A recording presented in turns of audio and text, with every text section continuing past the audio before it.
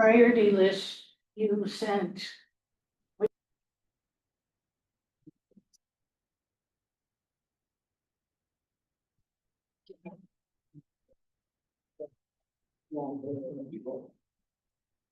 Okay, we're good.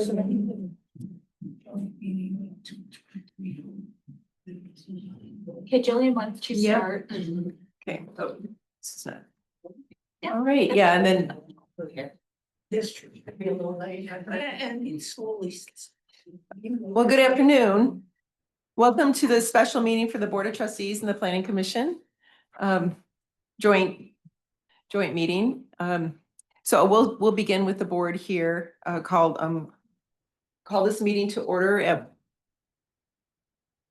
4:03. Clerk Flintoff, could you call the roll for the board, please? Carrie, Present. Gapel, Present. Flintoff, present, Brandt, Here. Noel, on her way, Reed, Here. Riser. I believe he's expected. Have you heard anything different, Jillian? No. Okay, we have quorum. Mr. Walsh, will you call roll for planning commission? Planning Commission, Culbertson, Here. Hyde, here, Walsh, present. Brandt is already here, as we know. Fletcher, Present. Moore, Present. Hindle. Here. And Gus, I'll call roll for the DDA. Carrie is here. Gus is here. Gable is here. Smith, Harshy, Holland, Thomas, Boggs, and Schleicher, is that correct? Are not here. Is that correct? I don't know where that name came from. Yeah, that's, her name's hyphenated. Oh, Tinkano. Yeah, yeah. I don't know why, Okay. okay. Okay, Yeah. and let's stand for the Pledge of Allegiance, please. Allegiance to the flag of the United States of America and to the republic for which it stands, one nation, indivisible, with liberty and justice for all. Would you like to say under everyone's one?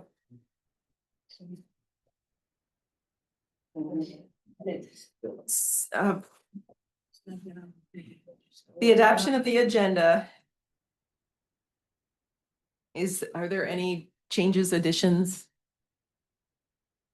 All in favor? Or is there a motion? Oh, wait. Motion to adopt the agenda as proposed. All right. For the board, all in favor, say aye. Planning commission, all in favor, say aye. Aye. And DDA doesn't technically have quorum. So, All right. This is a little different here. Yeah. Now it's time for public comment. This is time for members of the public to speak to the Board of Trustees for up to 5 minutes on any matter. And we begin with anyone present. If you would like to speak, come to the table. Hi. Hi. Julie Walsh, Scio resident. Hey, Julie. This is about the Jackson Road corridor study. So I've read the whole thing. There's a lot of good stuff in there. It's great. Wanting to take care of all of our residents and all of their needs and everything. I think the only the concerns I have are any impeding of traffic on what is really primarily a commerce corridor. I think as a resident, I appreciate being able to go up and down Jackson Road quickly, easily get to what I want, where do I want to go, all that kind of thing. Good statistics in there about, I think it said between 18,000 and 20,000 vehicles a day. There wasn't any data on pedestrians or bicycles, which I assume is very difficult to get. But just for visual, I mean, I think maybe 100 per day would be generous to say bicycles or pedestrians. And so I wonder, don't really subscribe to that. If we build it, they'll come type thing. Jackson Road just seems like it's a very long stretch that we're talking about, 5 miles. Businesses are spaced really widely apart. People use cars. So concerns are that the heavy emphasis that seemed to be in pedestrian and bicycle lanes. The bicycle lanes within the traffic, that really, narrowing lanes and putting bike paths just makes me feel like, oh my gosh, putting bikes in with the roads. I know that was just one option. There was another option for putting the bicycles along the sidewalks, which would be great, getting the bikes out of the roadway. But yeah, I think perhaps, maybe trying, I don't know if there's an interest in trying to get more data on how many bicycles from pedestrians use it right now or would be using it. I know that's would be hard to get, but it just seems like visually and anecdotally, are we going for the ease of use of 95.5% of the people or 0.5% of the people? We do want to make sure everybody's needs are met. I think perhaps maybe heavier emphasis on the transit options. I'm trying to improve those public transportation, the buses, the wave. Somebody had mentioned, I volunteer at Kiwanis. Somebody had mentioned that they were gonna take away the wave for getting them all the way down to Kiwanis or something. That's not true. But they were very upset about that, so I can understand where people who don't have a car, who don't drive, that their needs need to be met also. I just would, the concerns are unattended consequences of impeding traffic there. I mean, I like being able to go zip up and down at 50 miles an hour, get business done, get home. And I would hate to see that change. I wonder if we do start impeding traffic, I mean, could that possibly lead to unintended consequences like people getting road rage incidents, people getting upset that they can't move up and down quickly, and possibly leading to even more difficulty with bike and pedestrians. That does happen. I don't know that the comparables are, let me know if it's when I go into 5 minutes. I don't know if the comparables are actually very comparable. Maybe Washtenaw out in Arborland, that seems to me more of a comparable area than some of the ones that were cited in the study. We are not Woodward, we're not Ferndale. This is a busy commerce corridor right adjacent to I-94. I worry for the businesses too. If we start impeding traffic, people are just gonna go around. They're going to get off at the exit that they need. That would not be good for business either. I can't imagine any business owners wanting their businesses bypassed just because people don't wanna go chugging at 30 miles an hour down Jackson Road anymore. It is a very long way. So thanks for listening. Again, a lot of good stuff in that study. Appreciate the time and effort that went into it. Yeah. Thank you. Thank you. Thank you. Thank you. Anyone else present would like to speak? Hi, Kathy. Hi. I didn't plan to speak today, but Kathy Kiskevich, Scio resident and member of the Sustainability Task Force.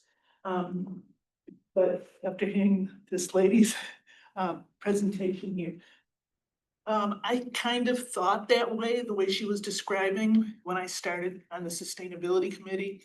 But having been through doing a lot of research on this kind of change in a community over the past couple of years, I just wanted to say that everything I'm seeing when communities do this and the traffic slows down, it has an impact on safety of pedestrians and bicyclists. More bicyclists are going to be out there and pedestrians. Nobody's doing it now because it's kind of terrifying.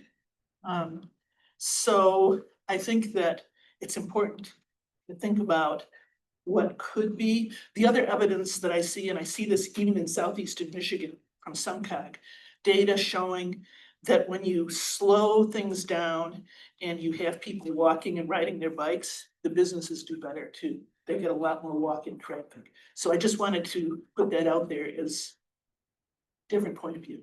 Okay, yeah, thank you. Thanks, Kathy. Anyone else present? No, Christy, anyone in line? There are no hands raised online for public comment. Okay.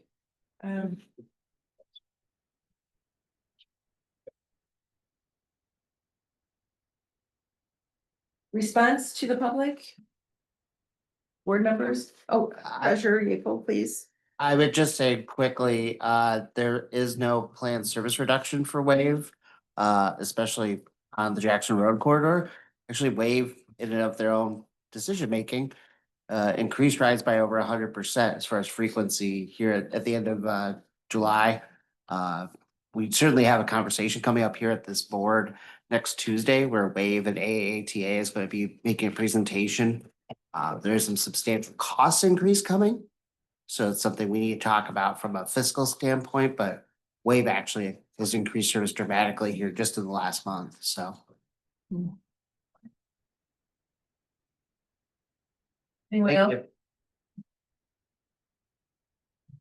Jan, for your, do they have a response or? Anyone in planning commission or Gus, any response? Thank you both.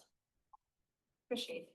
And I just want to let people know that as we move ahead, that Eric, one of the consultants for OHM that published the report is online. And so there are some, specific questions that we want to address to Eric is, I believe, online. He is, and he'll be online, I think, until 5. And I'm hoping we can keep this to no more than 2 hours, a little less than 2 hours, so we can really kind of focus our efforts. And everyone should have a couple of pages of dots as we're going to be getting up and moving a little bit during this exercise.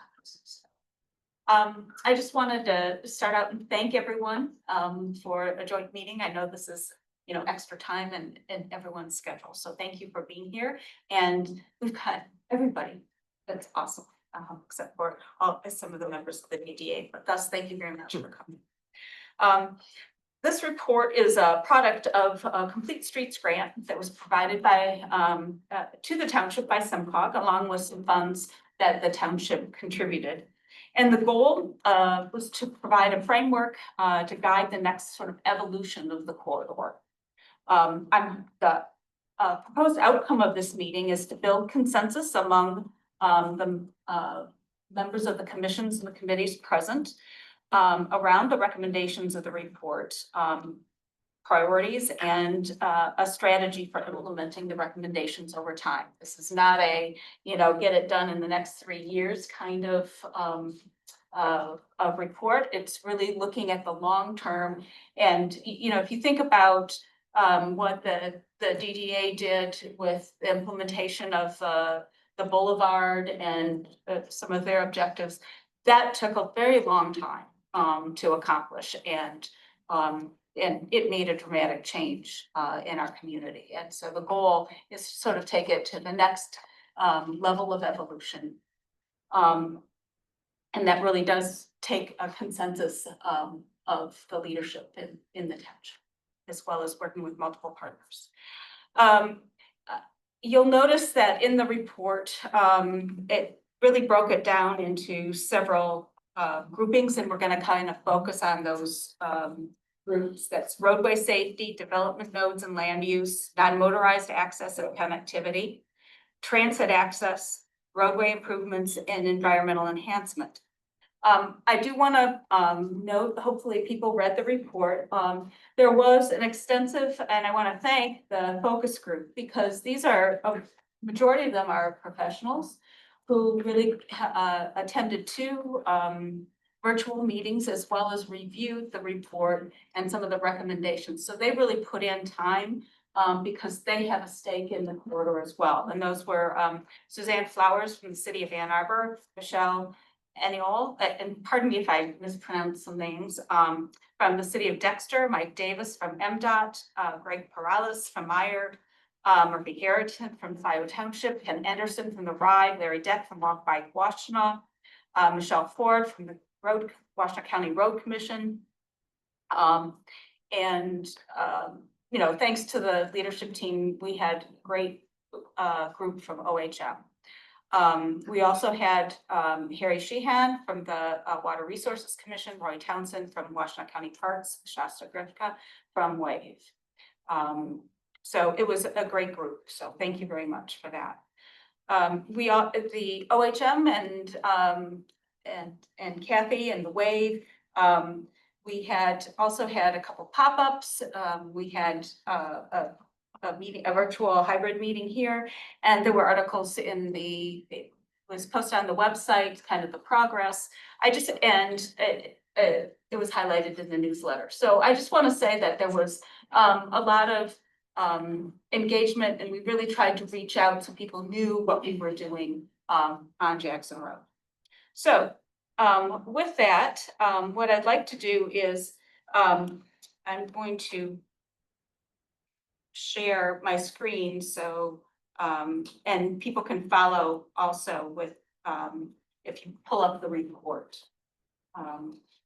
And is that all of these implementation strategies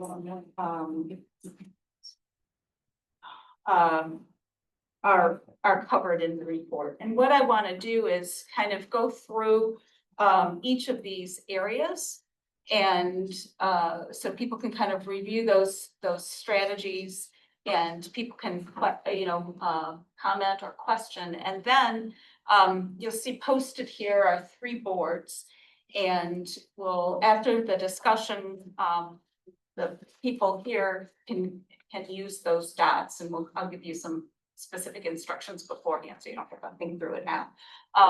So that we can actually physically look at some of the priorities, and everybody has a chance to actually participate in that process. So the idea would be kind of go quickly through some of the reports, because I'm hoping people viewed the presentation and also read the report. And then it'll be more of a time of discussion. What does this mean? And then we can do the priorities. And I'm going to do it not necessarily in the same order that's in the report, because I want to start with the big picture, which is really the land use.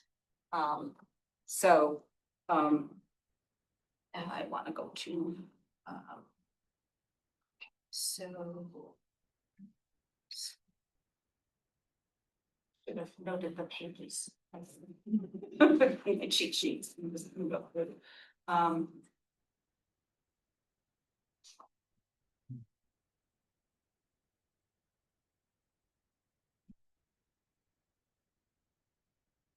Okay, so it is on page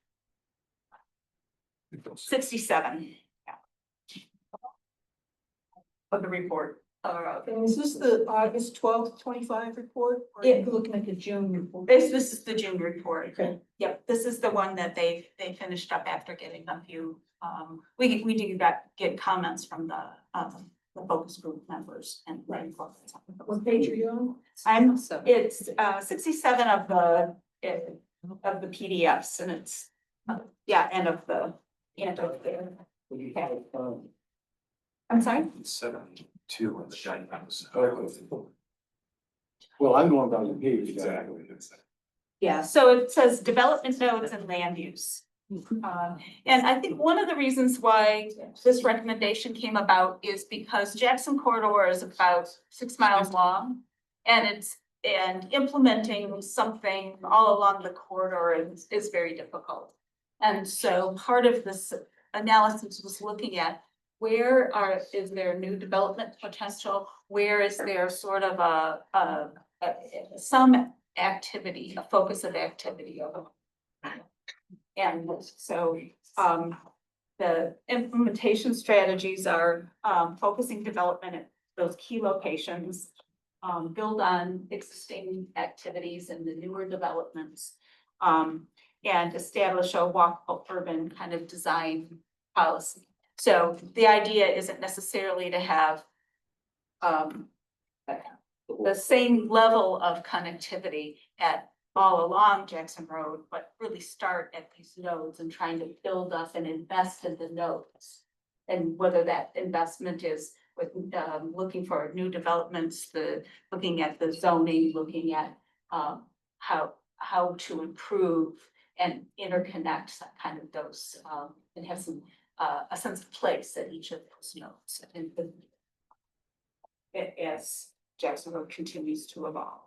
And they did, and a couple of the things that they talked about were, bringing more of the development in the nodes to the streetscape, having more of the 3-story limit has to do with scale and pedestrians. So making it, more pedestrian oriented, maybe turning in, having some, they gave some examples of having, small parks, park it, pop-up, activities, a little plazas, so there's a place to be.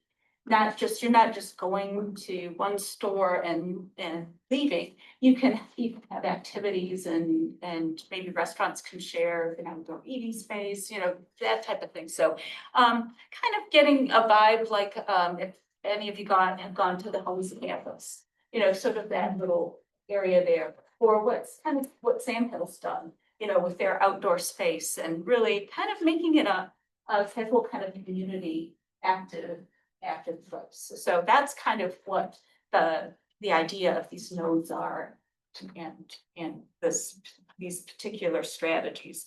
And to do that, you really need a mix of land uses. It also talks about with some of the larger areas, perhaps this is looking at Menards, having more of an interior network of streets too, as opposed to, here's one, at one development, they have their own access, another development has their own access, and another development has their own access. So you start creating little mini neighborhoods almost. So, that sort of, and then, it's the economic development too, that you can, look at that happens in those nodes. So you're really making an investment in people that are developing in those areas, making. So again, some examples, and then you'll see the nodes that they outlined were Menards and Baker a little further west, the Quality 16 node, and sort of JROD that would also incorporate kind of Meyer. So, and what's interesting is, I don't know if people have this much history, but the Scio, Laura, correct me, it's the Scio Town Center. That was one of the earlier mixed use kind of developments. And it was starting to look at some of this type of planning. But one thing that it kind of missed was it didn't have that sense of place. It doesn't have that community gathering place. So, with that, what I wanted to do, so this is sort of improvements at a glance, looking at existing gateway signage, development nodes, wayfinding opportunities. So you really come to that place and do multiple things. You might bring family members or whatever.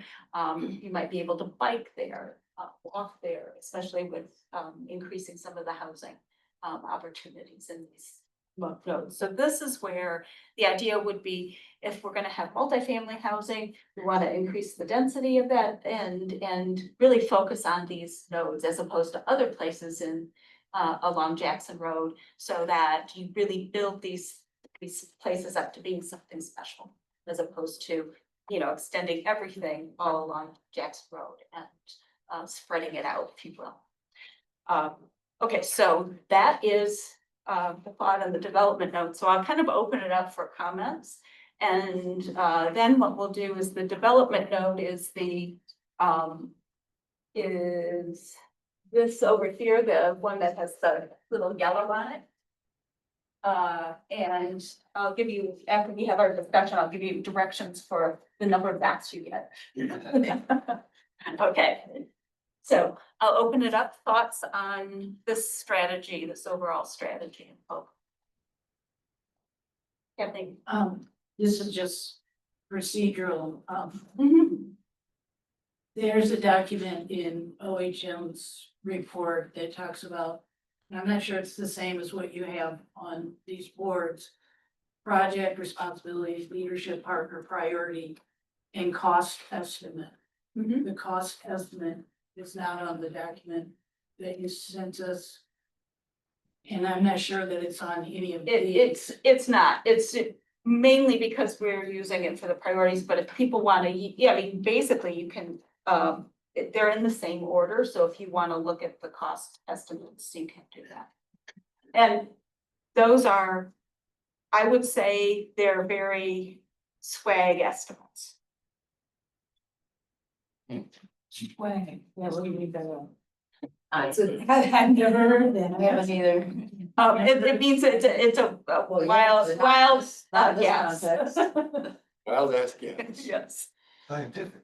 Yes. Scientific. Yes. I mean, it builds knowledge, but we haven't looked at the engineering possibilities and, you know, all of those things. They're from other projects that OHM works on. That's kind of what they drew on for some of the, and not everything had a cost. Yeah, and some of these costs are, I think it's part of the decision, do you want that? For example, add pedestrian scale street lighting at crosswalks and median, $1 million a mile. There's gotta be trade-offs. And you may not do that everywhere either. You may just do it, for instance, Meyer has lighting around, their development. So you might just do that at the nodes. Or you might just do the solar, you might do it with solar and not do it with hardwired. In certain areas, but anyway, but no, that's a good point. Thank you, Ken. Yeah, Jen, thanks. I just had a question about the development nodes. I'm looking at the map with in yellow, there's 4 potential development nodes. So kind of a process question. What were the criteria used to select the 4 highlighted yellow areas as proposed versus, like, I'm thinking about along Jackson at like Scio Farms where we've got all those people who already live there, you know, up Baker where we're going to have Heritage Woods, and we've talked about trying to encourage some walkability to Dexter. We didn't go as far, we didn't go toward Dexter with the boundary of. Gotcha. Yeah. So what about the, you know, Scio Farms? I mean, when I drive by there, I see all the people living there. You know, there's a lot more that could be co-located near that community. Why was that not identified as a potential development node?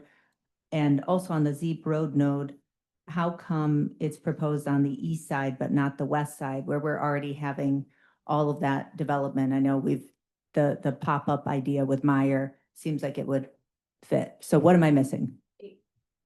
You said it would include fire. It doesn't show it, but it actually needs to include fire there. okay. Because there is that, She said that just now. yeah.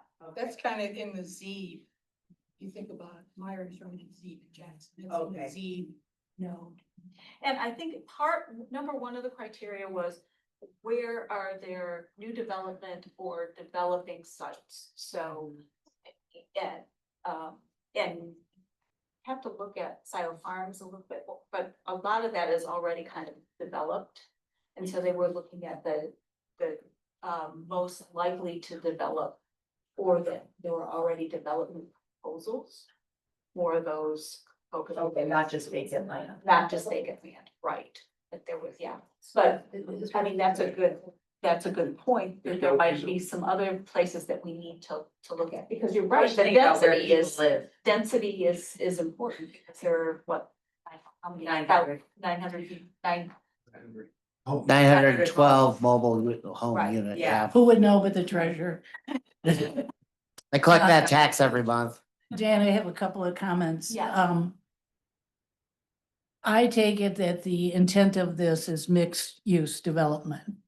Housing, retail, restaurants, that kind of thing. With 2 of these nodes, the developers are only focusing on housing. So for example, Zeep Road, that developers come before the board just for a demonstration, and they want to put housing. That's it. And then at Baker Road node, we're now hearing that Woodview Commons wants to not have to do the retail so they can put more housing. Isn't that contrary to the concepts? Although it is somewhat, however, I guess you have to look at what is the mix within that node. So if Woodview Commons, wanted to do absolutely no retail and so forth, I mean, you still have, what is that? Tractor Supply and so forth, but I think it is an important mix that you want to have, because if you don't have restaurants or you don't have some other activities where you have that housing, you're not going to get the pedestrian activity and the placemaking activities that. And that's part of the agreement that they put in the commercial. Yes, I understand, but apparently I they're mean, so they're coming back, their problem is now our problem, which I don't think it is, but. I mean, there's, Well, I it's mean, either that's that what or- they agreed to. Or empty space, so. They agreed to that. I mean, You I know, get that it, never they gets don't want it, leased. but they agreed to it. So there's the problem, so that's our problem, if the space never gets leased. And unless we have policy in place to have the mixed use idea become, policy and then perhaps become zoning, we aren't going to achieve that. We aren't going to get the people that develop it to go for that. Because they're gonna go for what they think is allowed, which is all housing or all business. So that's what we're here to say, to decide is, To do we talk want about. to push for this? And where do we want to push? And then if we do, what needs to change within what we've currently got in the overlay district and some of the underlying stuff. What future do we want to make? I think there were, is it trustee Riser or trustee? No, I can't see, so you can see. You go ahead. Both, right? Yeah, you go ahead and call on people to speak when you're ready. Okay, we'll just go Thank down the line. Trust you know. Okay, in terms of changes in a PUD that was supposed to be mixed use, and the developer comes back to us, they're arguing essentially changed circumstances, and that the economy isn't supportive of the type of retail or restaurants that they might have considered in the beginning. And that's a tough one to evaluate. I mean, it is a valid argument, but we're reluctant to do it. So this, Well, I can't really speak to that because I don't even know. You just know that, I don't know what is their basis for claiming. well, They we have, saying that they have nobody that would be willing. Like, And I would like to To pull us develop back to it. looking at, sorry. what we want. And Yeah. obviously, market forces are something that you can't ignore, but this is more of a, not as, I guess we got into the specifics. But I mean, this how long happens. did it take Meyer? Say that. They were supposed to develop the outlets. How many years did it take Meyer to develop an outlet? How many years? Longer than that. And Menards is still. 25, 30 Still waiting on Menards, but those weren't PUDs, right?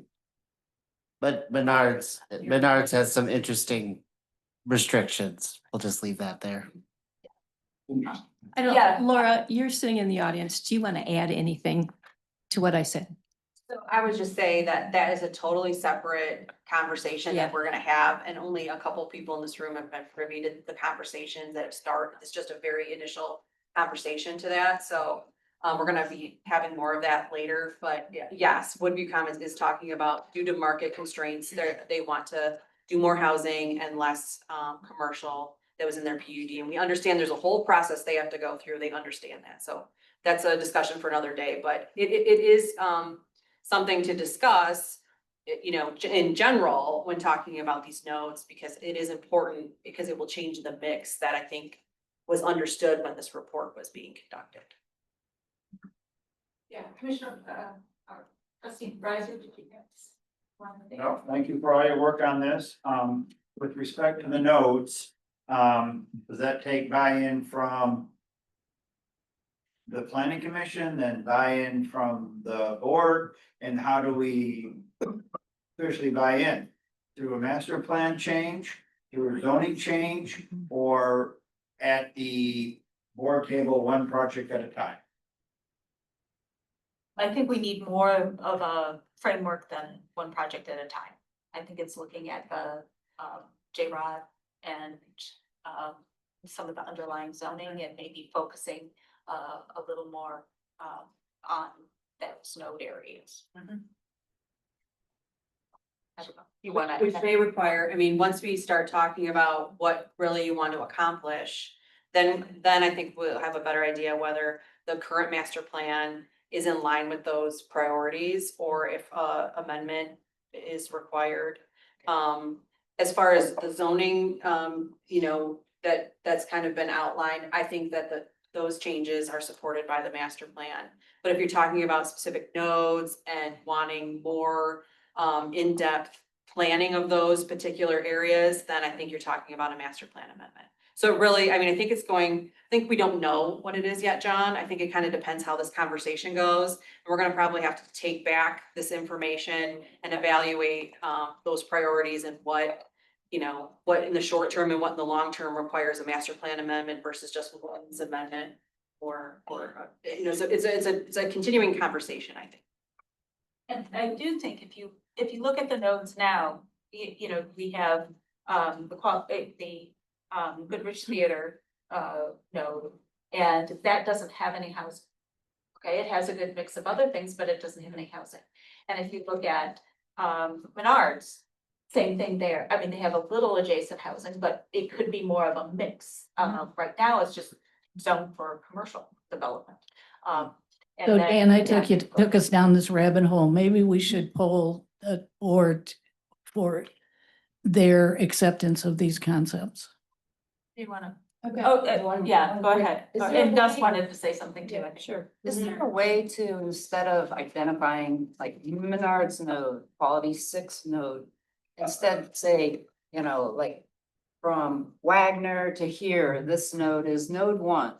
That way, possibly people will start thinking more of redeveloping, you know, old dilapidated buildings and tearing them down and rebuilding them. I just think when you identify these particular, you know, places, it's a little misleading and it's a little pointed. You know, I wouldn't be real happy if I owned these parcels as the developer personally, if you guys, you know, said, this is going to be this, and this is how you're gonna develop this property. So. Sorry, Gus, I just want to mention one thing before you have your thought. So the current JROD is set up in segments. Right, and so that's what Laura is alluding to. So, okay, Gus, sorry. So as I understand, you're trying to create a concept that's residential and commercial together, so the people mix that. I think it's a great idea. Sort of like the Joe Grammatico did on ZROD, right? There's a township, for example, mentioned Woodview, like that, for example, the township allows to be residential in the front as well. When the township looked up favorably, be residential in the front, or the township will say that was meant to be commercial and it should be commercial. And the same thing with Menards. It all depends what the ruling is of the township, you know, which it should be followed, but I think it's a good idea if you did that and you have a size of the shops. A size of the shops, that way you're not gonna have a Myers or somebody big. You're gonna have a small flower shop, small grocery store, small, these just saves all the trips to Myers, all these trips to wear and tear of the roads. And you need a gallon of milk, you don't have to drive 10 miles. I think it's a good idea that you have one entrance, like you say, creates a community, people coming in, and you have residential and small shops with a size. I don't know, the township needs to figure out the size, for example, 1,500 square feet maximum or thereabouts, which he'll do a lot of good. It'll do a lot of good, and I think it's a good idea. Plus, I can see why some of the people like Woodview, and by the way, ZROD, they want to do commercial in front, right? I think that was proposed. I don't know if it's gonna be medical or what's gonna be, But if we did that, it will create a community that would have living in small shops and would save people a lot of time and a lot of money, a lot of trips everywhere. But also it's gotta be in the zoning, because people have purchased those things, you know, and they say, I got so much money invested, blah, blah, blah, right? And plus, a lot of the big shops are already out here. And I can see why Woodview doesn't wanna really look at retail, because pretty much everybody's out here, like the automobile dealers, everybody's out here. Who's missing? Yeah, so it doesn't really very many people that come out here anymore. Okay, maybe Scio, somebody that's not out here, but I don't know of anybody else. So the same thing on the shops. So Myers, you got just about every restaurant, every whatever you wanna call it, but the small shops, the small grocery store is missing. The hair shop, you know, the small hardware store, you don't have to walk into large places. So I think it's very well. It's a good thought to mix those. If I understand it right, I think it's a good idea. And you don't have, each person has their own cut. They can all get in from one side and do that. I think it's. But those small retailers aren't making it. You know, they're not coming in because they're not making it. They're not making a living. They can't afford the rent. They're closing up shops, so they're not able to make it happen. So, I mean, I would love to have that also. Yeah, but there's enough service business, they can do it. There's enough service business out there, you know, they can do it. They don't have that much overhead like a lot of the people do. You can have a small hardware store with two people inside, Yeah, possibly. I run enough business, I can tell you, it's possible. It's possible, you don't have to have 20 people, you have to have 20 people that you need some sales, you know, but.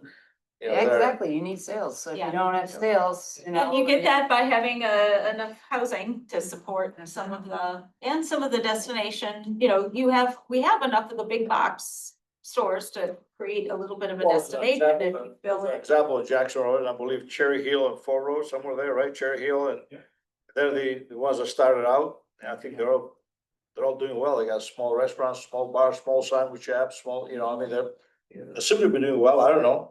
They're still there, so obviously they're, you know. Okay, so what I wanna do, so I wanna be mindful of time, so we can keep rolling. What I'd like you to do is, take, on your dot sheets, 15 dots, all right? And that's enough to put one dot on every single strategy. It'll be that board over this board, sorry, this board over here, the yellow on the top.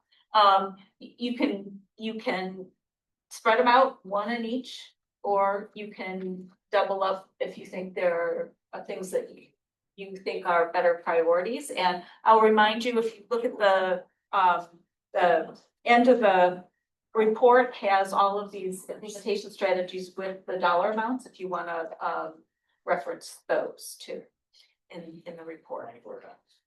So you have 15 dots, which there's, Across the three. no, just on this one. Okay, we're just gonna do one at a time. 15 of those dots. Of the 24. Of the 24, you should have 48 dots, you have 2 pages.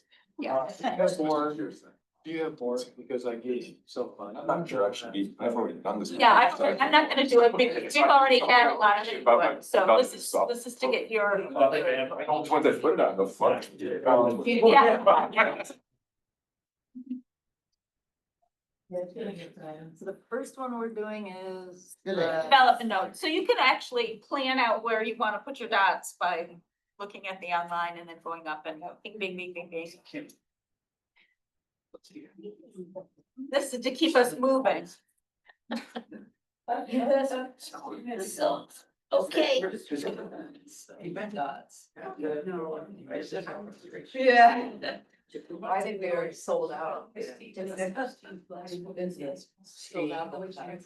Oh, is that about, did he talk at all about?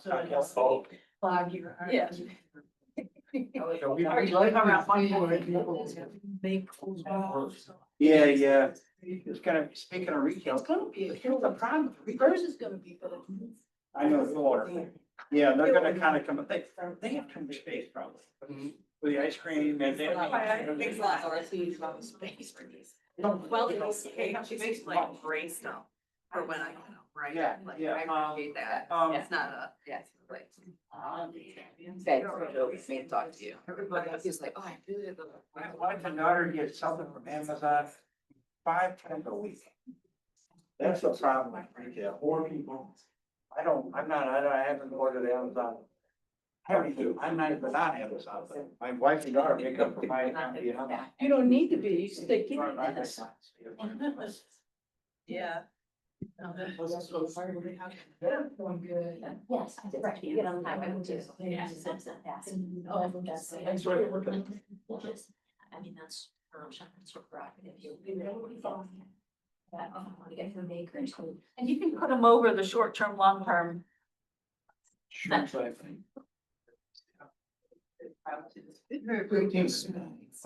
All right, so yeah, it might be, I'll send you who it is, I'll forward you the.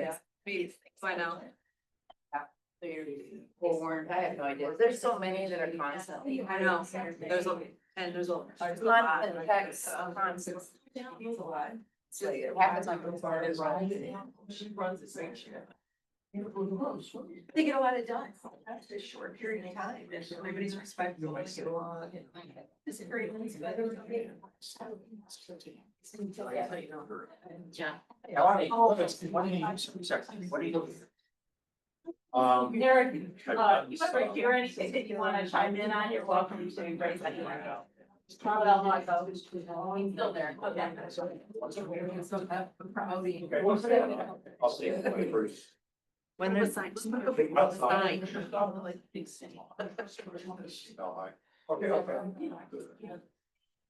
And it will be out of there pretty soon.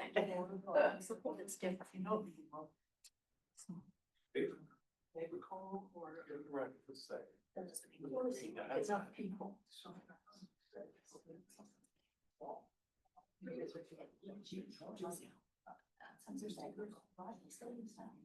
There's like, you know,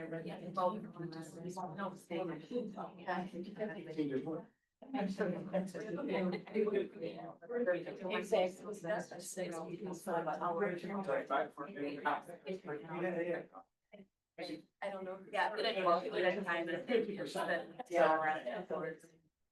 You know what I thought about the notes was that was just the central point of it, and it is an area.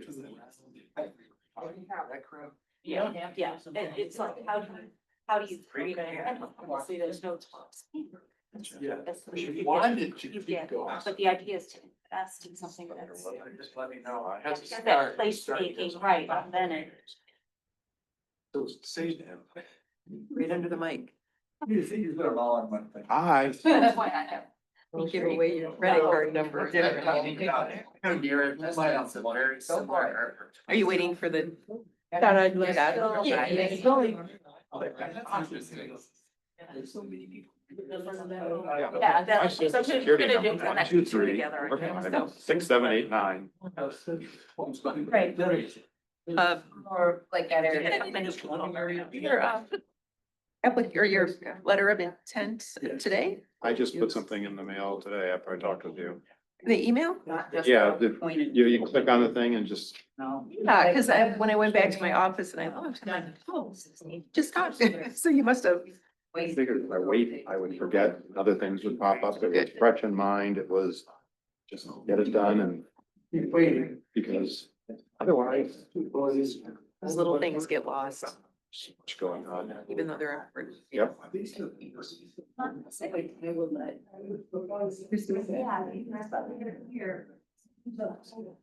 Okay, I'll let her know that I'll put it in the consent agenda. Okay.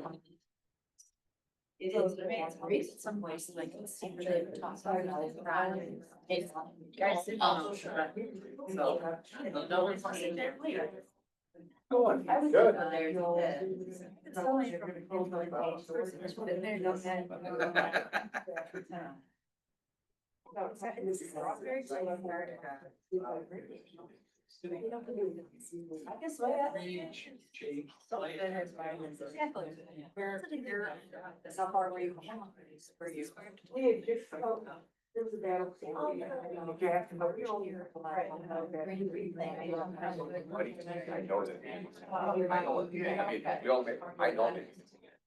Alright, that's been tough. Yeah, that. Many things on here.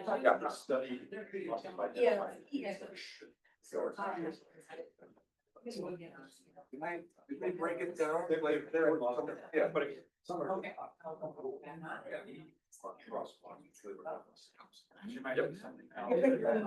Yeah, maybe not.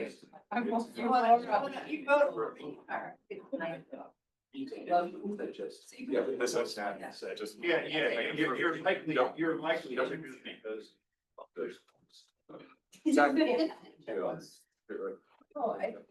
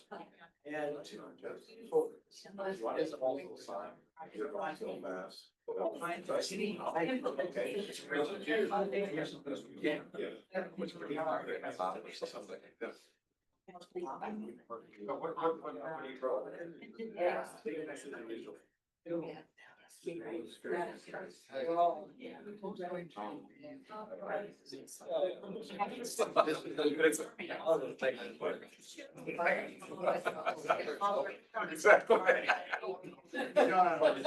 I was just saying, there are. Okay, 2 minute warning. Yeah. I know, right? Try to focus, I did. Yeah, but I.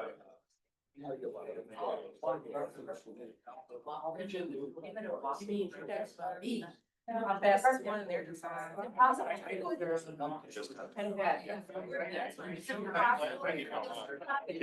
Plastic wrap or whatever. I may just.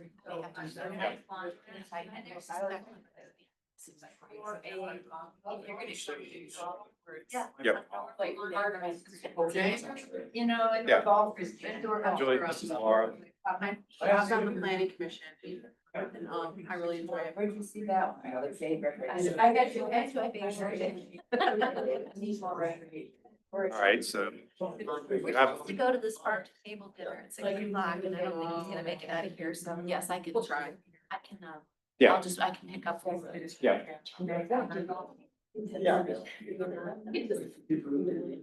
I just put in my. Yeah.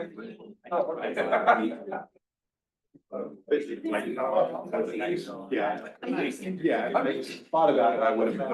It was good. Sun's ending and football starts at 7. Send you that email right now. Okay, do it. I like your hat. Right now. I'm gonna go help Jan. Bye. Yeah.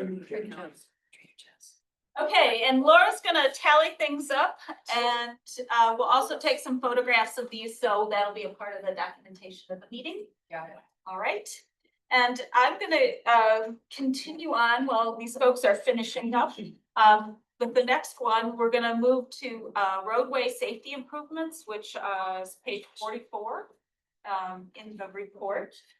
And I want to preface this by saying a lot of the roadway safety improvements, we're looking at pedestrian safety, bicycle safety. If you look at the zebra intersection, that is one of the intersections that have the most accidents actually in the county. It's not like the top 3 or 4, but it's up there in the county. And the corridor study didn't have the funding to be able to really go in and say what specifically needs to happen at that intersection. It was more of a identifying this intersection as probably needing someone, a traffic engineer and so forth to look into it a little bit more. And also as we get some data, but you'll also look at, if you look at the accidents and where the injuries were with pedestrians and bicyclists, it wasn't just at that intersection. That intersection was primarily vehicle accidents, but it's sprinkled all along a lot of the areas of the corridor. You will also see pedestrian and bicycle incidences, because a lot of that is, we don't have a lot of crosswalks. So people are just sort of running across. Yeah, right. And I just have to say that this section will require incredible collaboration with the road commission, because they did not come out and say, oh yeah, this is great. You know, we should implement this. We have concerns about almost all of these recommendations. So I just want to preface it saying this isn't a snap your fingers and it happens, because we don't really have jurisdiction over the road itself. However, this comes from a lot of discussion and a lot of work that some of the other communities are doing. Yeah. Well, if I may paraphrase. Please, go ahead. The road commission has a problem with us making it safe. Okay, that's what I heard. They're looking at the infrastructure of the road, the longevity of the road, you know, yeah. If we made it financially worthwhile for the road, they might have less objections. Money talks. The road commission. Yeah, so I don't want to spend a huge amount of time, because a lot of these are very straightforward. Basically, the road safety improvements are focused on making people drive the speed limit or slowing people down. And there are strategies for doing that don't involve changing the speed limit on the road. And that's what a lot of these have been identified as. So if you narrow the lanes, if you add trees, vertical elements, if things are closer to the road, there's a psychological piece that if people slow down. And that also makes it safer for pedestrians, well, people in vehicles too. And So the road commission is not gonna allow a tree closer to the road. well, we don't have, it doesn't have to be that close to the road, and it doesn't have to be a huge tree. You know, They're not gonna allow a small tree. For the record, they never, Dustin, you ever hear any objections from the road commission? I don't know. Thank you, Laura. They will not allow street trees in the right of way. They're not allowed. They will not allow them in the right of way, no. Well, that's close. They put a bunch of the median in there, six days work. It's different though. Anyway. but in any event, just so you know, these are, you know, strong recommendations with, you know, trying to improve roadway safety. And just to know that it isn't a done deal. So And I love trees. and they're, so just going through them, I mean, narrowing the lanes to 11 feet. And looking at the turning radii at certain intersections, but mostly driveways. So people really slow down when they turn in. And this is more of a planning commission sort of thing. The more driveways you have, the more issues that you have with opportunities for, collisions. And so when, you know, managing the number of entrances and exits to along this road. You know, I think there's a strong indication, and they did identify some specific areas, but we need to look at that more closely of where we need some crosswalks. Because, you know, having to go a mile, nobody's gonna go a mile out of their way to cross Jackson Road. And also linking those with the bus stops and the areas that are used. So I think there's a little more work that needs to be done to identify exactly where. But certainly the crosswalks are. The other thing, and I don't know if you've noticed, Ann Arbor has done this downtown where you do the pedestrian intervals lead. So the pedestrians have a head start, so they're out in the crosswalk before traffic out fully through the stores. And then the feedback temporary signage, it's most effective if it's moved around, but feedback to people that, yes, you're over the speed limit, folks. So, and so those are the roadway improvements, and I want to do transit opportunities. And those are, when they say a countywide fare system, they put a really high price tag on this. I think it's simpler than that. It would be, and the Transportation Advisory Committee talked about this too, was having more of a seamless, so there wasn't, you didn't have to purchase a transfer when you went from WAVE to AAA TA, that it would be a one-way, as far to Ann Arbor as you want it.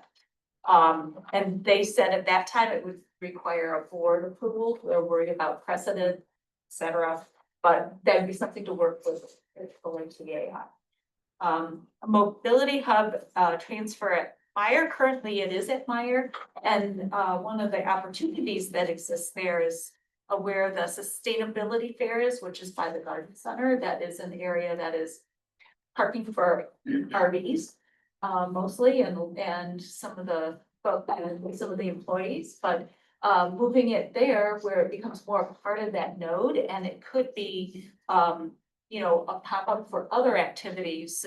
Some of the things people are doing, flea markets, exchanges. It could be a monthly farmers market, if Meyer would allow that.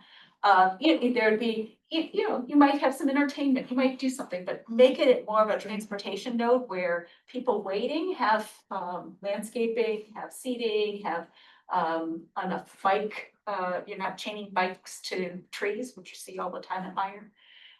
So, that kind of idea.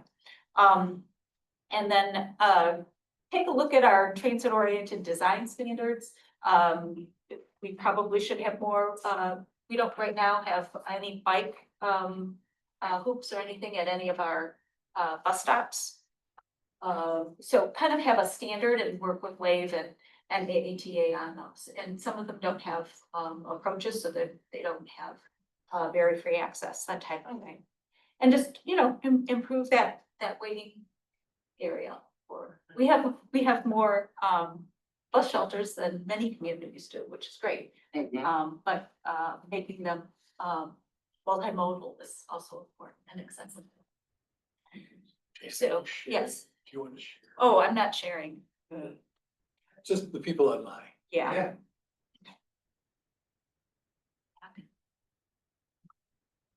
Interesting that we don't have that as something we've adopted here at the board, but that's a JROD standard to have bike groups because that was made to comply to it. Well, with the buildings, but we don't have one for, Yeah. the stops, if you will. This Yeah. is interesting.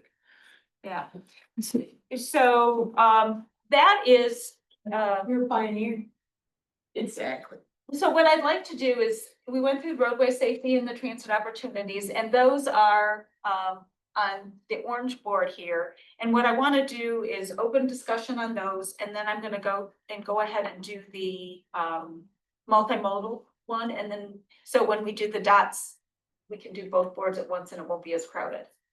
Oh. Yeah. Jan, Yeah. on the roadway safety improvements, I wanted to suggest that we might add a project, which is to do the engineering study, whatever it is we need to do on the Jackson and Zeeb intersection regarding safety. I mean, that's been such a persistent issue. I know you mentioned there wasn't funding. Is that the next logical step, though, to figure out how to make that intersection safer? I think it would be that, and also fine tuning where the priorities are for the crosswalks. I see both of those as being, because one is more a vehicle thing, and the other one is more of a pedestrian like activity. Admittedly, as someone who's played Human Frogger, I don't recommend it. Jackson Road. Crossing Jackson from Banfields to Meyer, or just anywhere there? Mid-block. Mid-block, Primarily. for example, from Carlisle Restaurant to Sushi Mission. Yeah. Crossing that there is not a good idea. Yeah, I was talking specifically about the Jackson and Zeeb, though. If it's just a matter, yeah, and if there's nothing else to be done, if it's covered with the, looking at where we put in crosswalks and stop signs, then there's no need to add it. I'm just not clear if we need additional information. Is there more we should be doing specifically at that intersection to make it safer? Let's do this. Can we do? Break it up, you can break it up into different jurisdictions. Yeah. Can I say something about if we don't have crosswalks when people want to walk across the street, what's the point in having crosswalks? So for instance, you know, a person may want to be in the session room and go across to the cigar bar. Mhm. Now, that may be, you know, car may have to stop. I mean, why would we put it? Why would we put a crosswalk where people don't really need the crosswalk? So that's part of creating the nodes. Right. In my thinking, you know, maybe I'm wrong with this. Wouldn't that be the quality 16 node, sort of thing, or Yeah. the eastern node, or however, Sure. you know, the movie district, whatever you can call it, the bar district, you know what I mean? Bar district. Do. You know what you mean. Oh, yeah. I did add that under comments, so that could be adopted. Yes. Jan, I may have missed this at the beginning, but did you talk about the concept of lowering the speed limit on Jackson Road and on Zeeb Road? We talked about it and there wasn't I guess, an easy way to do that. So the focus was, how do you do that without actually changing the speed limit? That was more the focus of the recommendations. But I think we should look at that issue though. Well, what do we have to do then? Do we have to lobby with the state police? Do we work with the road commission? I mean, what would we have to do? And narrowing the lanes would slow people down, right? It's all about speed reduction. Yes. And what are the lanes now? I know you say to 11. But what are they now if we know? 13, 12. 14, I think. So that's natural, because people like, they're freaked out because the car right next to them, say, slow down. And those bump outs that you talked about, those do it as well. The leading pedestrian intervals, those have the impact of slowing people down. Yep. Okay, so. Even though if you can't formally reduce it because of access points or speed studies or road commission pushback. And are we certain that we can't lobby? I mean, have we tried? No, We've not tried. Okay. Meetings. Yeah. Okay, there was a view expressed that Jackson Road is an arterial road, I don't pronounce this very clearly. And because it's an arterial road, and this was when the road commission person was present, and DDA people were present, there can be no changes. It's the same as M14. I don't buy that because Woodward is certainly an arterial road. And Ferndale has made some significant changes to create pedestrian, biking, and et cetera. And it could be a legislative issue, because there was legislation introduced, it didn't go anywhere, to allow local communities more control over their speed limits on their roads, but it didn't. Isn't it, and apologies for my ignorance on this, but isn't it like M52 Main Street in Chelsea? Isn't it like most main streets? They're major state roads. I see it all the time where it's reduced to 25. Is there anyone online that wants to answer that question? No, that's a different size street. Yeah. Amazing. Raised, Chris. Anybody got a hand raised? I can't see who it is. Okay. You knew it. Got your call voice from. Hey, everybody. Little clarity on the speed limit discussion. The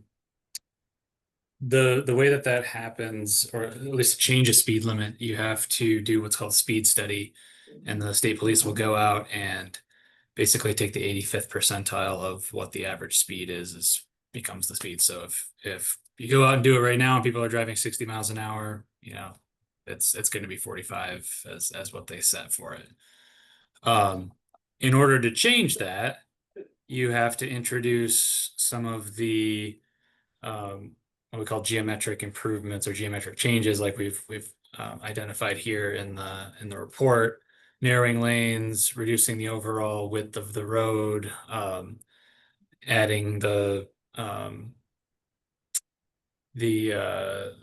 trees and other vertical elements so that people start to naturally slow down.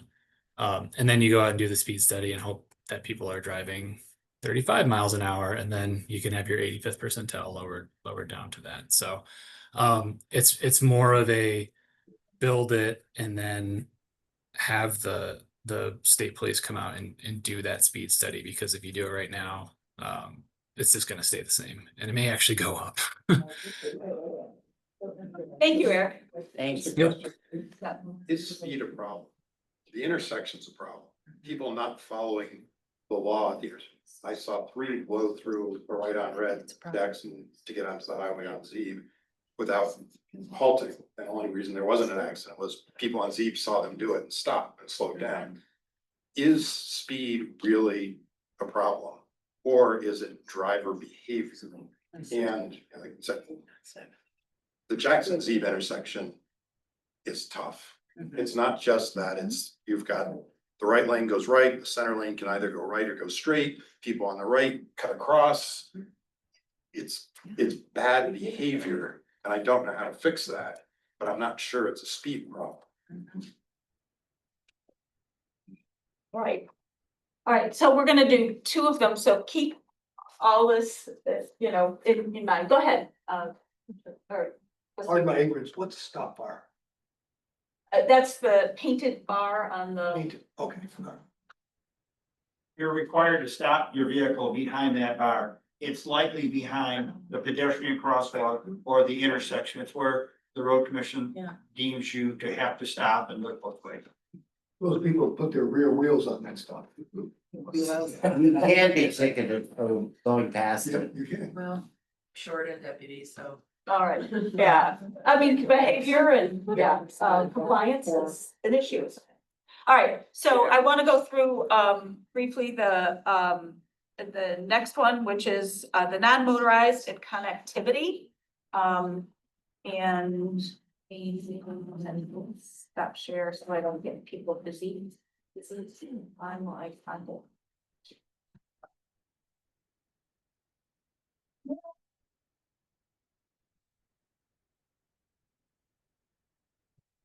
How many dots are we gonna use on the next 2, Yeah, we're gonna do both of them together, and so, yeah, they'll be, if you want your allotments, so you can write them up right now, it's okay. 17 dots on non-motorized connectivity and 10 dots on transit opportunities and roadway safety. Okay. You won't use up all your, it's 17 for the non-motorized and connectivity and 10 for transit opportunities and roadway safety. Wow. Steve, we discuss the road commission changing that. No. That's the source of many of this. And one of the things that a study would do would be look at exactly what the cause of those accidents are, in more detail. Stupidity. Well, what were they trying to do? All right, I'm gonna go back. And then So, How many dots am I to use on these posters? Okay, so 17 on non-motorized and 10 on the one that you just went through. There'll be 10 on the orange 17. and 17 over here. So you can divvy up your dots and get ready. Okay, just want to go through now. Some of this is looking at the vision for Jackson Road and what this connectivity looks like. And the report looks at 2 options. One is narrowing the lanes and putting in a buffered bike lane. And the other option is which is, and one may be more short term than the other, one is probably a little less expensive than the other, is doing multimodal. It's a 12-foot. Yeah, can you show it on the screen, please? Because I'm, Okay. are you on your page? 82, 83? Oh, I'm sorry. Yeah, I'm on page 61. 61 Oh, the packet for this. Of the report. of the study. Okay. Yeah, so this is sort of the existing condition where we have, we do allow parking, Okay, I see it. out in front of buildings on Jackson Road of just 2, I think, Laura, correct me if I'm wrong, but it's 2 rows of parking. And then we have a little landscape area, and then the 2 lanes plus a turn lane.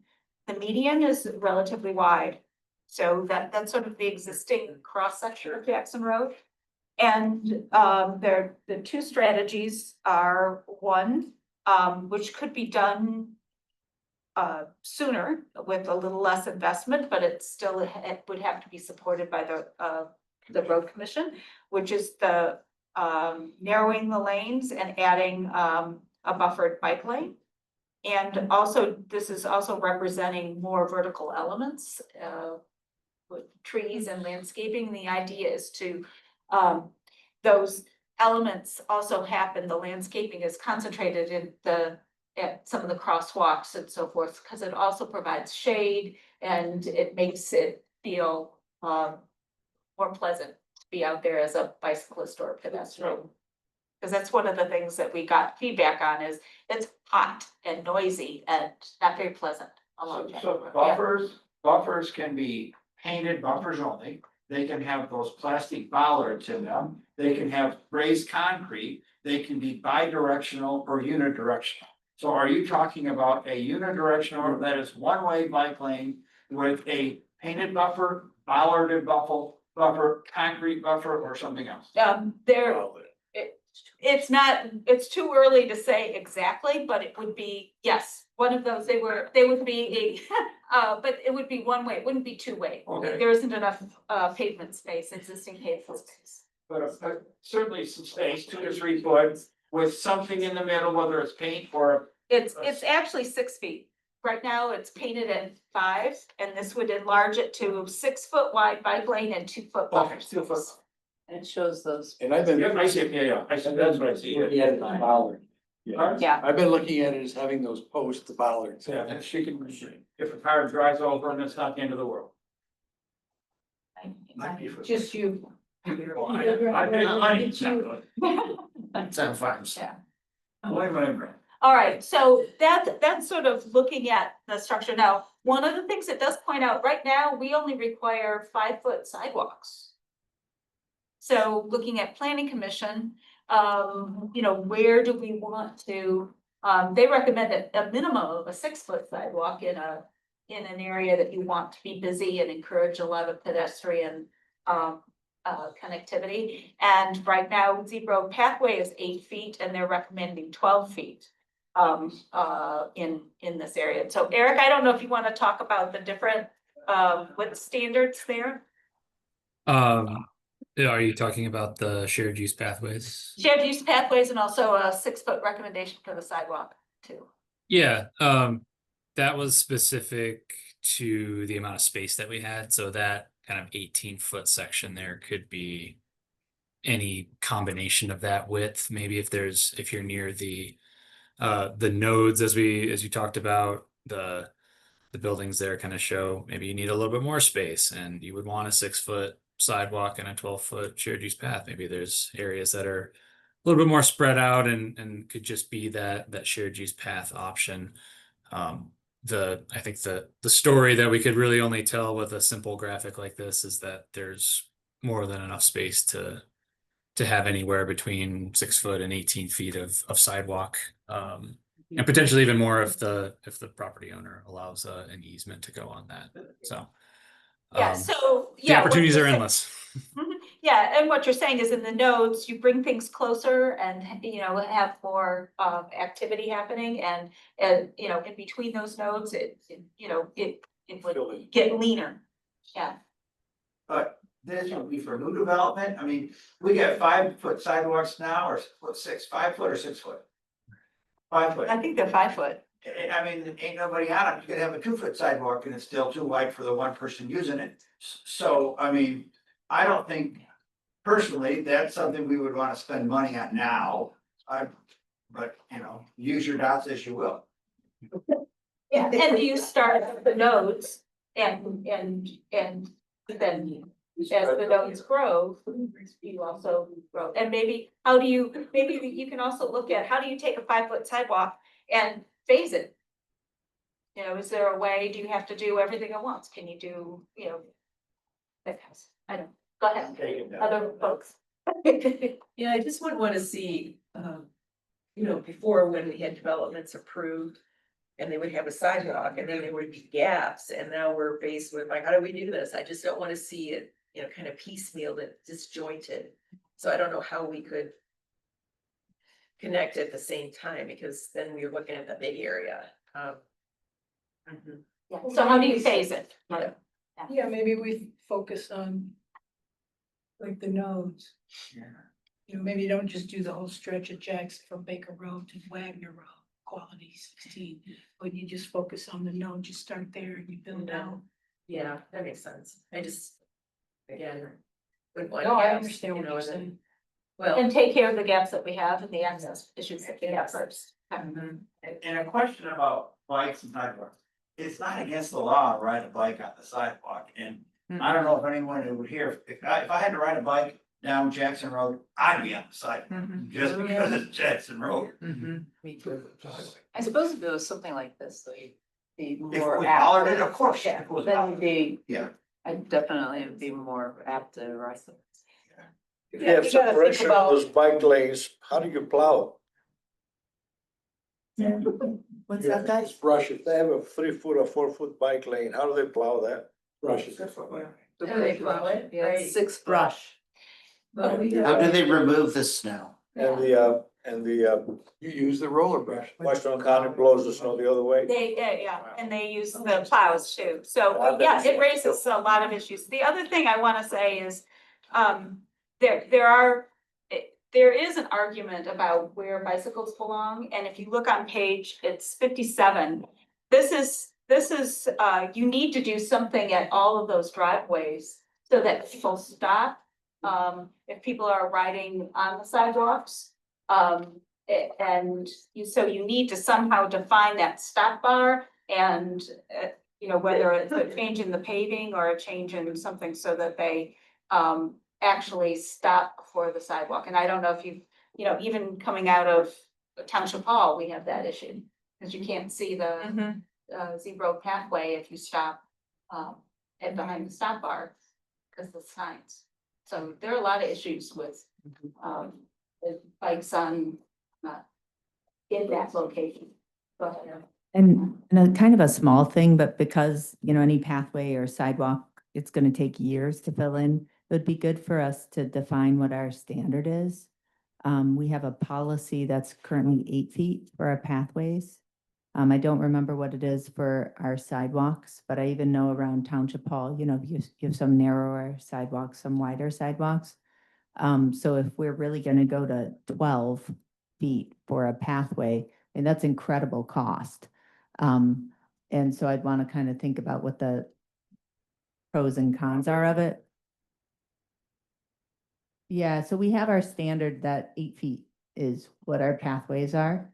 You know, if we want it to be different, then I think maybe it needs to go into an ordinance, because right now it's just in a policy. It really says 6 feet. I think that's a disconnect. Okay, so the ordinance says 6, So the policy ordinance says would 8. change. And a lot of these, you know, just to, not to. Go ahead. Too much time. Yeah, but thank you. A lot of the, you know, if we change the ordinance to be 8 feet and a new development came in, the developer is going to be required to put the sidewalk in as part of their development. So in some of these cases, when you're seeing redevelopment or development of a site, that's gonna be, that cost is gonna be part of the development project and not part of, not something that the township is going to have. It's like zoning. Yeah, we need it to be. Yeah, we're only talking along Jackson Road right now, just talking about Jackson Road corridor. So if you got paths off on Z, you pass somewhere else, that's something else, talking about Jackson Road corridor. We can't conquer the whole universe, so. Yeah. Just taking a piece of. Yeah, so I think it'll be very interesting to see how people, you know, respond to things. And again, it's always a phasing issue. Yeah. But where do you want to be? You know, what is the best solution for this community? And it may also rely on what the road commission is willing to do. Okay, I want to talk a little bit about the bicycle facilities. We talked a little bit about the 12-foot pathway, you know, and versus the on-street bike lanes, and people who bicycle a lot actually prefer the street. as elections with the drive. People who are casual bike riders tend to, want to be on the sidewalk. So that came out pretty much when they were doing the Washtenaw corridor, visioning Washtenaw. Okay, add crosswalks at key locations. You need to stop people before in the driveways. We talked a little bit about that. Also looking at our interconnected pathway network, because anytime you can take people and connect people with Jackson Road, from all the housing developments and do it not necessarily on the roadways, it's a much more pleasant journey for pedestrians and for bicyclists, and you don't have to worry about the cars, the vehicles. So that's, in the plan, you'll see a couple of areas where they have some suggestions for doing that. We're doing it on more of the local road as opposed to along the arterial road. People would love to go to that. Without having to jump. And, okay. Bring more too. Hey, yeah. All right, so, I just wanted to go through those things, so. I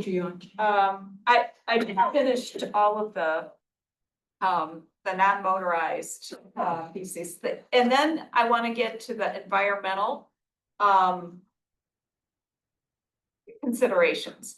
And what makes this important is Jackson Road has the largest concentration of impervious area in the township.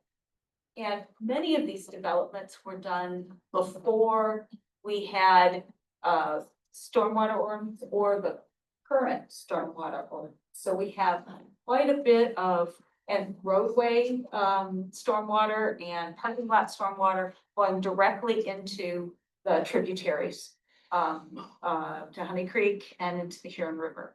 So so as we're looking at development, we also may want to work with the Water Resources Commission, and there are, and they called it GSI, that's on the map. I'm trying to find that in here, but the Water Resources Commission actually said, here are some ideal locations for working on some of these storm infrastructure. Page 64. Thank you. Yeah, there. So these are some of the areas, and if you look, they're pretty close to where there are concentrations of impervious surface. And one of the downsides of redevelopment is if people aren't expanding the footprint, we don't require them to upgrade their stormwater at this point in time. So people, if there's a change of use, if people add, I think it's a 10%, Laura? So I think you have to have at least 1,500 square feet of new impervious surface for it to trigger water resources. Yeah, so, and there are some other strategies, that, we could, probably put out there that, I think Meyer was looking at doing some, capture in their, storm drains. That requires maintenance, but it keeps crap from flowing, going into directly into the tributaries. Yeah, so, I'm gonna stop there, and we have the non-motorized connectivity and the transit opportunities and the environmental. We already did those a little bit, and I forgot to those. But before we did it, so if we go to 17 dots on the non-motorized, which is over there, and 10 dots over on the orange. Then Were we supposed to put on the yellow? What? How many dots were we On the supposed? orange. 15. 15 on there. Okay. I did. Now you can do your math. I did. You didn't, so you can add some. Yeah. Okay. Jan, under the Yeah. non-motorized, there's to encourage vehicles. You're gonna go count again, accidents. Put all those dots up. It's In developments, yeah. well, there's one that. Well, it's under non-motorized. Activity. So it's there's the fifth, 2, 3, 4, 5 from the bottom, and then the first one from the bottom. So you would want dots on both of them because they're the same. Oh, I. It's not, they're the same. So here.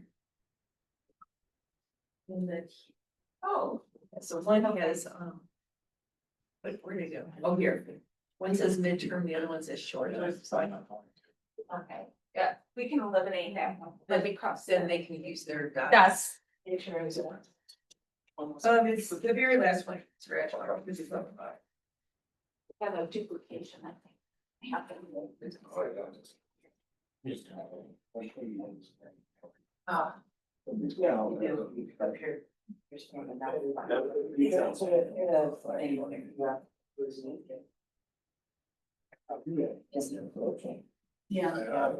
That's countywide fair system, that they like it on AAA.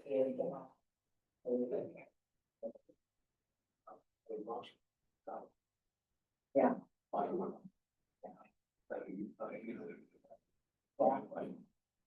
We gotta have one. 17 of us, right?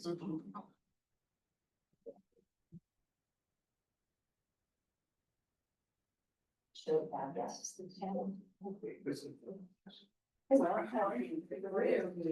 Thank you.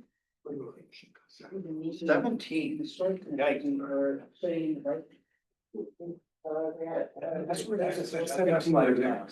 over here? Yep. Over there. I don't I know. need to move one. No, I'm just looking out. Yes, 13 over It's here. right here. Here.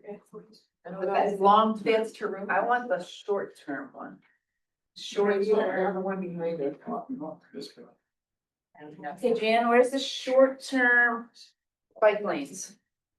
Those are the ones that would be where is the it? road. Where is it? Is that 3 locations or is that just 1 location?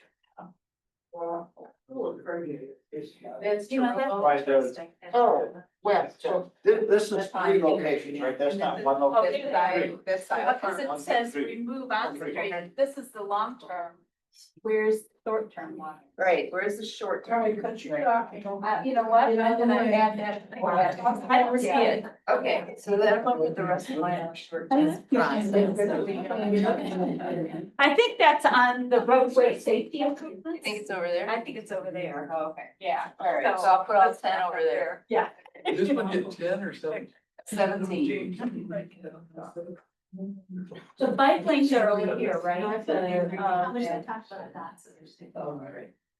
Let's see if I can. Over. We don't have the short-term bike lane. I'm gonna put it over here, guys, because it's not over there. I thought. It's not over there? Okay. You guys, all right, hang on, she's got a head, so you just look up. Wait a minute. Amazing. Short-term bike lanes. Yeah. With the lights. But it's true, but on the other side. Is there a reason for them to walk tonight? One thing, participating. Thank you.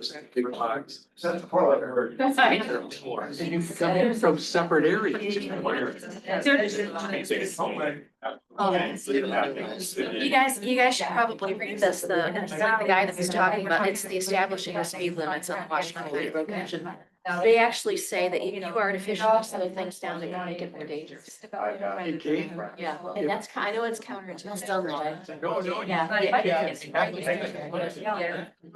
Yeah, sorry. I know the case study, there's. I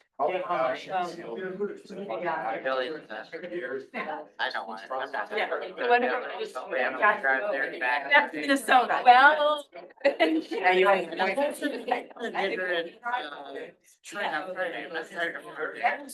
Yeah. Oh, that's what I was. I know, I should. There you go. I believe you drive an hour every day. Oh, yeah. Sorry. 20,000. Yeah, that is where I live. Yeah, get them. I'm Chance. Yeah. Oh. Whatever. It's, See, I've done a lot of drawings. For me and for others, so. I started 50 some years ago. And I've master planned city as Sultan of Vermont, Do concept sketches for University Bank. Oh, you're talking about. Businesses that are all. What's the guy's name? I'm friends with you. I forgot. And your knowledge. Something. Several. Oh, yeah. They potentially could. No, the other Steve. That's very strict. He was playing for University Bank. Brandini. Yeah, Yeah. thank you.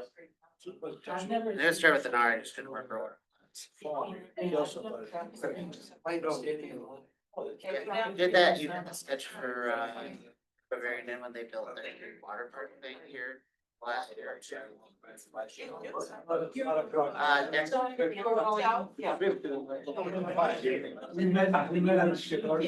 You know, Reggie Bell. Major hang out. So when I see. I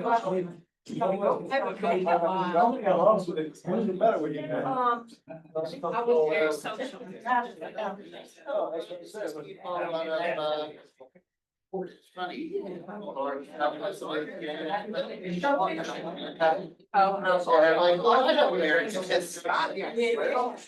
Yeah. I didn't know a lot of people. It's gonna be pretty. My HOA. Sure, my family already knows, so. Soccer, that's Side.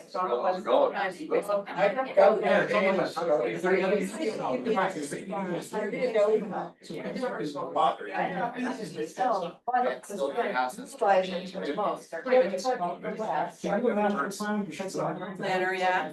I could tell. How can you tell? I've been at it for over 50 years. Yeah, I can tell, I know, yeah. Yes. That, like. I live in Idaho.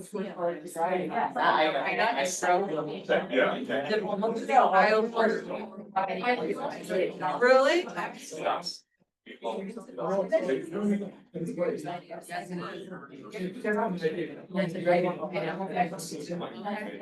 It took me 10 years. Yeah. But it's. Ready to go. I don't know if this is really, we have little village.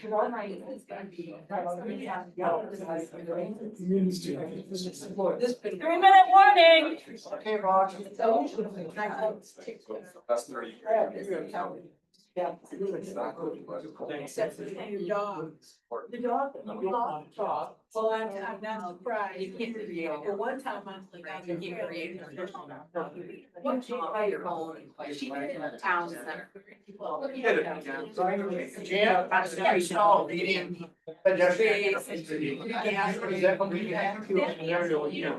like, pedestrian light goes out.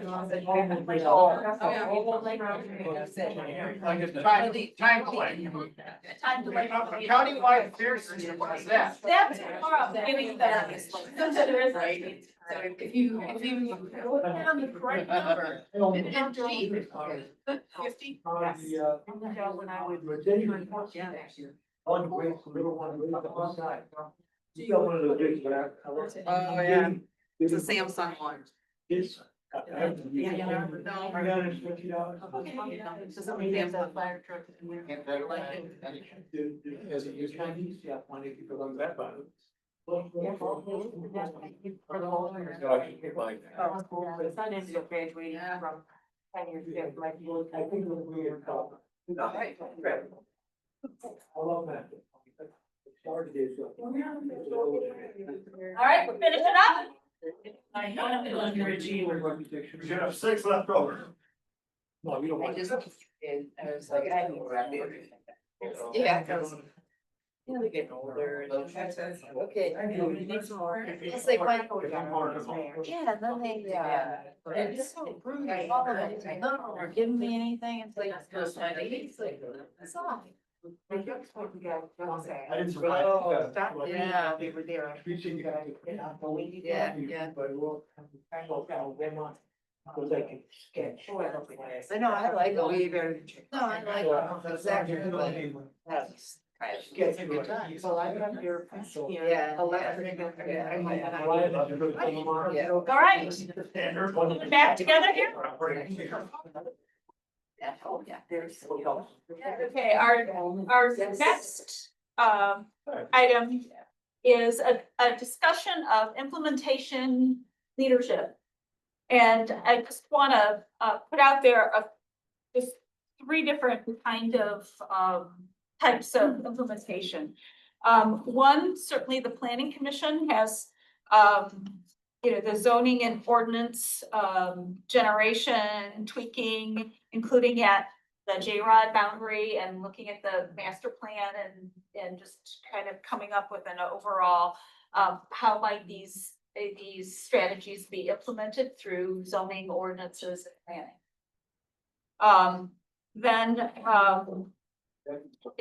The other thing, and this is what the Transportation Advisory Committee also discussed a little bit, and an idea of having a multimodal transportation committee that would be working on more of the technical implementation, the needed engineering strategies, studies that would be needed. And they would specifically be working with OHM, the Road Commission, the Water Resources Group, along with AAATA of the Wave.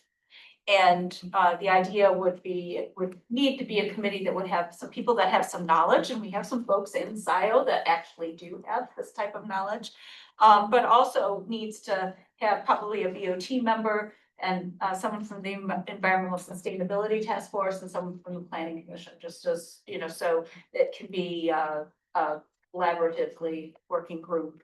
And then the Board of Trustees, obviously they would have to create such a committee, and also funding. I mean, all of these things cost money, and most of them cost a lot of money.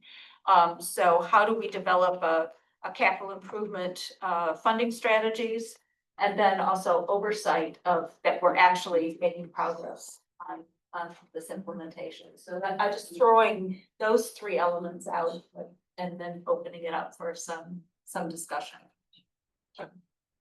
Oh, sorry. No, oh, go ahead. Sorry.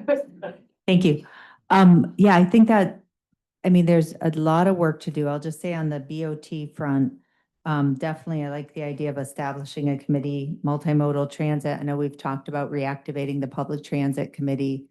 I'm, open to whatever that should quite look like, but it would be really good to get that going, particularly because of the expense concerns we have with the proposed contracts from AAATA and Wave. I know we'll be discussing that again on Tuesday, but we really need to figure out what services we need up and down Jackson Road and how to get the most bang for our buck there.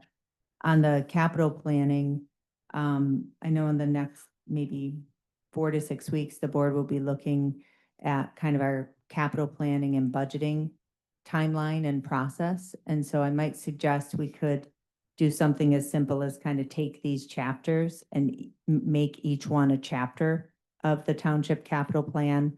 We would need the right people to work on them and kind of flesh them out, but then we could integrate it with part of our annual capital planning process. Right now, our capital plan is not as broad as I think it could be. And so we've run into things like, sidewalks, capital planning for that. We've got a couple things in there, but we could just have a few chapters just dedicated to Jackson Road. I think would be a good way to keep it on everybody's radar year over year.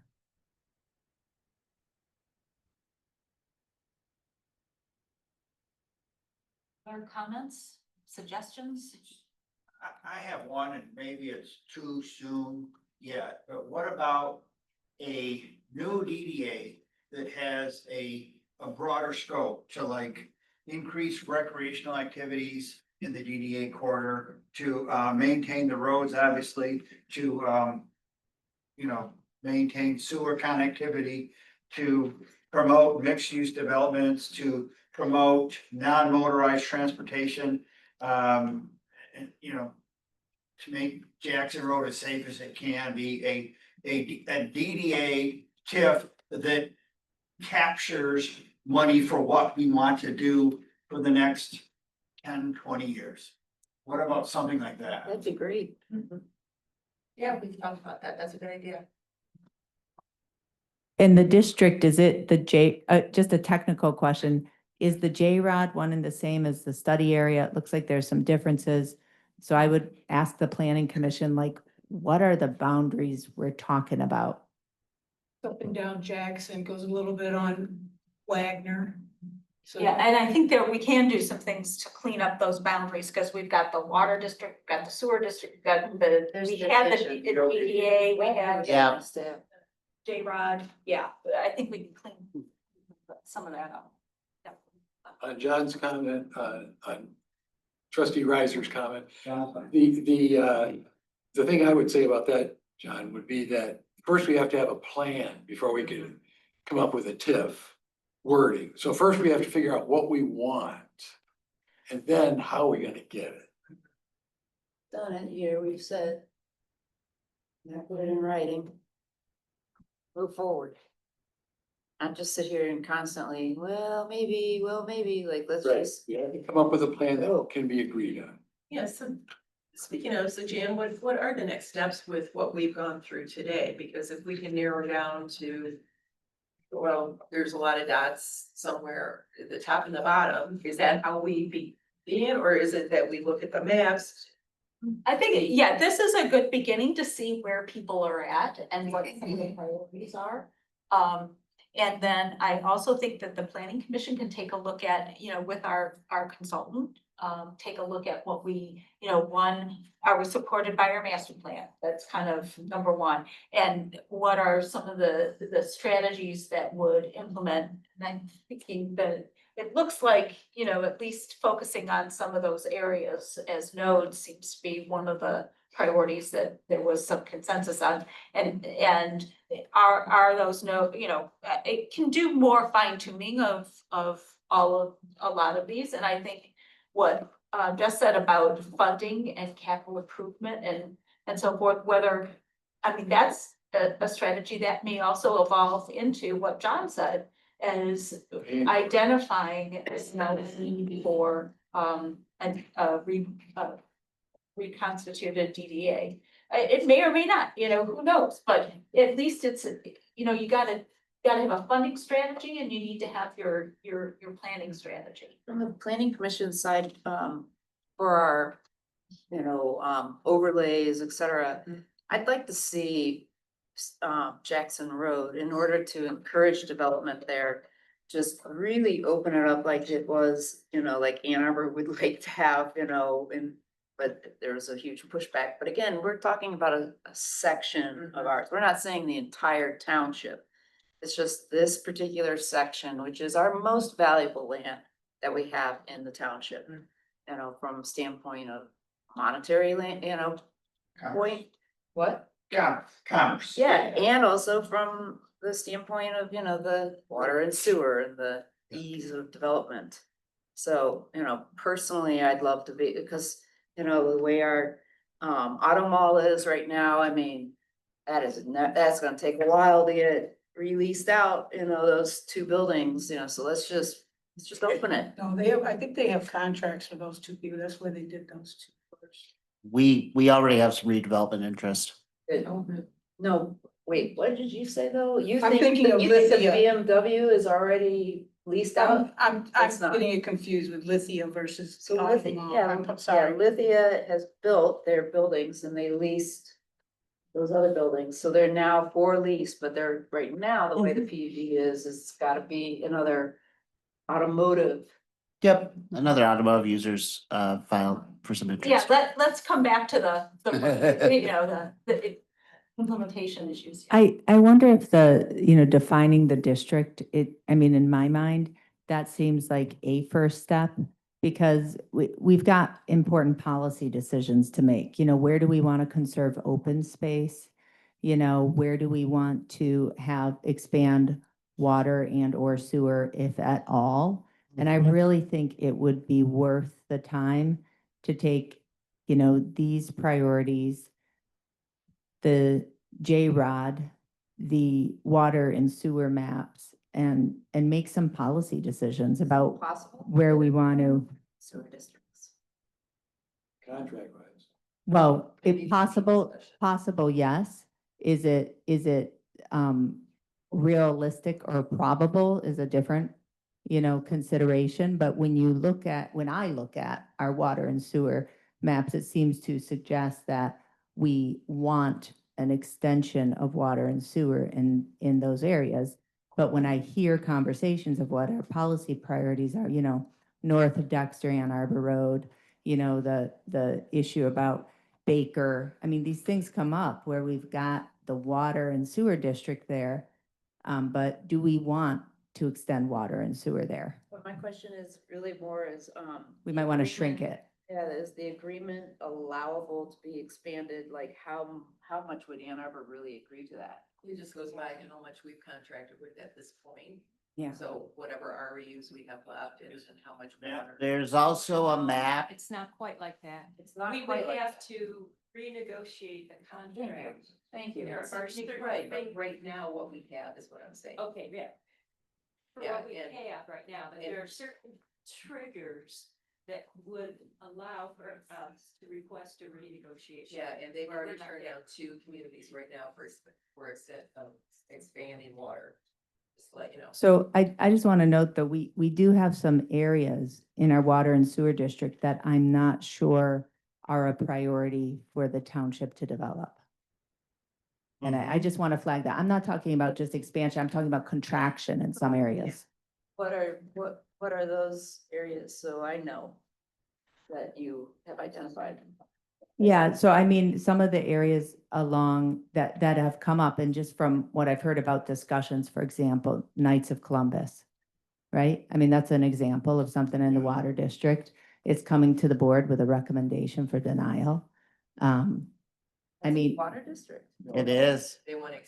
I didn't think it was. They wanna tie in, they wanna tie No, into the water. it's in the water. it's in the water district. Yes, it is. It is in the water district, It's in the water not district. the sewer district. That's what I'm saying. That's what I'm saying. And because it's in the water district, there's not water. We have a water district and then a subset of our water district actually has water. This is what I'm talking about. And that's our policy. So is that what we want our policy to be? Question. Go ahead. Oh. Who are you saying go ahead to? I'm looking at her, you're looking, okay. And if we want more dense residential along Jackson Road, we have a 3-story building, let's say with 250 units, 1 REU per unit, then that's where we would be concentrating and really we wouldn't be able to expand unless there was some type of negotiation as well. Yeah, and I think that ties in with the planning, definitely our first priority for housing, because wherever it's the residential uses that use the majority of the sewer. Mm-hmm. I know you. Yeah, Kathy, go ahead. Oh, I didn't, Commissioner. no. Or trustee Miller. I was nodding to Okay. what she said. So I Commissioner was looking at these 3 areas that you identified, multimodal, transit committee, PC, changing master plan, zoning order, and capital improvement funding study.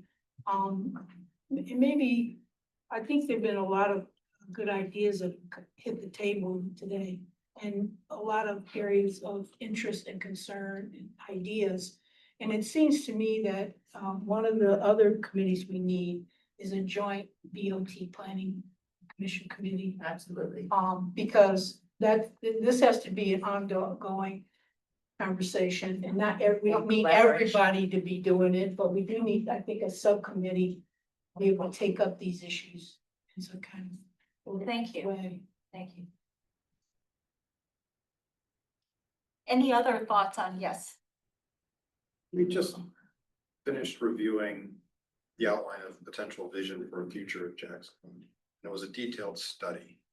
Were there any must-do now items into it? Because we looked at Jackson. I mean, it's the heart of the township. The only one that screams to me is the intersection at Zeeb and Jackson. But I would have thought there would have been something in this with a detailed study saying, oh, by the way, here are things you actually need to take action on. And that seems missing, and I'm just wondering from the discussion, and again, anything, my perspective is that one intersection. But are there things that we should be just going, yeah, this isn't dots or anything else, this is, we just should be doing it because it's the right thing to do. Maintenance. Yeah, but I mean, I think we need to. Maintenance, and I think looking closely at where the priority for the crosswalks. Okay. That and the speed and potentially, the short term, bike lane stuff.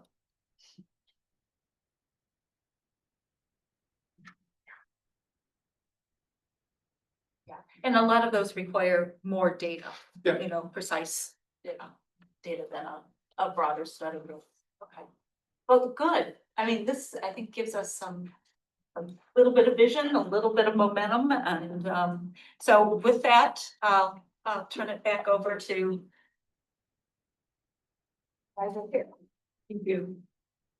Well, thank you, Jan. I'm really glad that I'm able to do this. I know it's been unfolding for a while now, but it seems like we're getting closer, and once you just calm down with the plans and whatnot. Thank you. So. We're here to public comments. This is time for the members of the.